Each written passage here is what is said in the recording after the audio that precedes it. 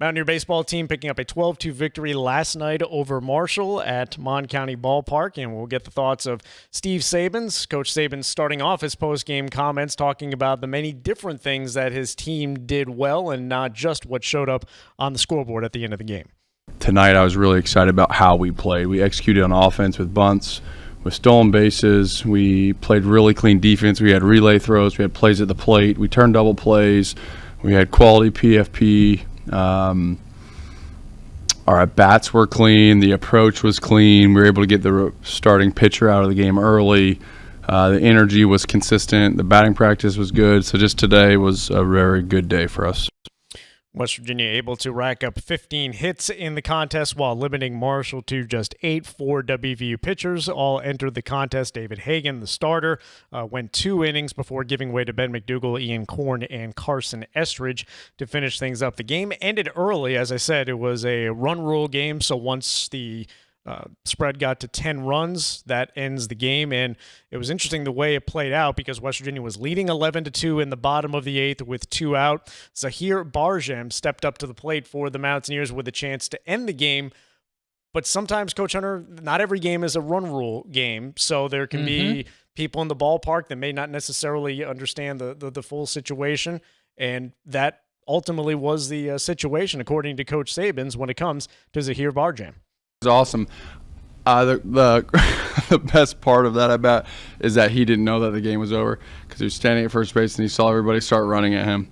So I don't know if there was any additional pressure on him in that moment, but Robal had swung the bat good, and he got the start today because Cresser's back's been a little bit tight on him, and Robal's been swinging the bat well and is certainly deserving. And Zahir's another freshman right-handed hitter that we have really high hopes for long-term, and we think he's going to be a star. And so we decided before the inning started that he was going to pinch hit to get in that bat when we had an 8-run lead because he needs to continue developing.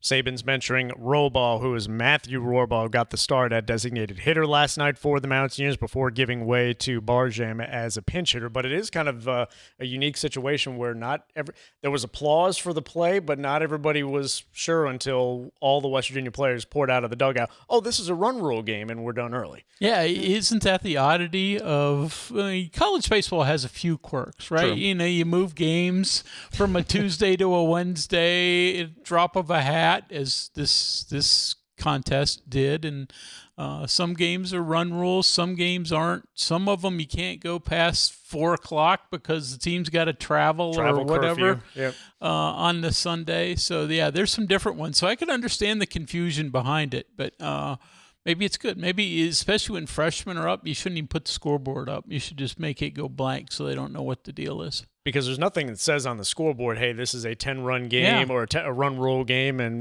then once everybody pours out of the dugout, oh, okay, all right, we're done here. Gavin Kelly with another strong performance for the Mountaineers, 3 hits, a pair of RBIs. He also scored 1 run in the game. And Coach Sabins talking about Gavin Kelly and the early comparisons to him with another Pittsburgh area guy in J.J. Weatherholt. The guy's a real deal. He has a really bright future. Every step that he's gotten better and every amount of credit that he has gotten deservingly, and everything that we're going to see him continue to do this season, this summer, next season, professional draft, all that stuff, you're going to see a lot of comparisons there. And the funnest, coolest part about it is that every time that he has gotten accolades or anything like that, he's only worked harder. So he's just learned how to work during his time in Morgantown and what it really takes. He's as talented as anybody. We have one of the best players in the nation in Morgantown. One more soundbite from Coach Steve Sabins, and as I mentioned earlier, Ben McDougall, a Bridgeport High School graduate, seeing his first action in nearly 2 months. He was injured in the season opening series at Georgia Southern when McDougall made his return to the lineup yesterday, pitched the 3rd inning, hit the first 2 batters that he faced, then allowed a single, but McDougall was then able to get a 5-4-3 double play to end the inning, and Coach Sabins talking about McDougall making his way back into the lineup. I didn't know if he'd pitch for the rest of this year, and rehabbed and then threw to live hitters multiple times, and about 4 or 5 days ago threw in the BPC and did well. The velocity was good, and I was thinking like, hey, we'll face some more hitters, we'll keep going. And he was so excited. He's like, I'm ready to go. I'm ready to face Marshall.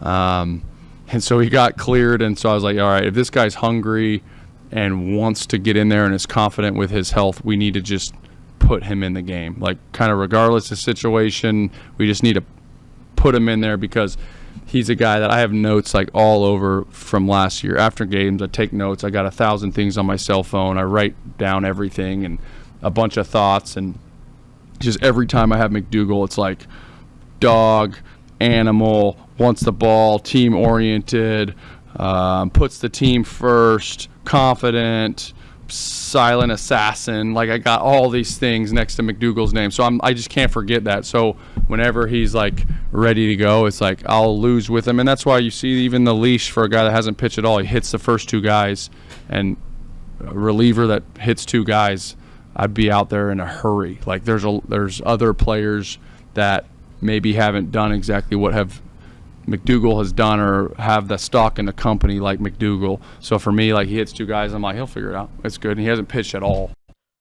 A lot of coaches have coach speak, canned phrases. Steve Sabins does not possess that skill. Every soundbite is unique from him. But I thought it was interesting, you know, some of the terms and descriptors that he's used for McDougal, and he was a great story last year. Joined the team in August, just prior to the start of the year, after starting his college career at Potomac State. Got an opportunity to play, and he ultimately was one of the most successful guys out of the bullpen a year ago. Yeah, certainly getting him back and, you know, available again, and hopefully pitching well is important, because, you know, experienced bullpen guys who can give you extended time is going to be vital as you go through the course of this season.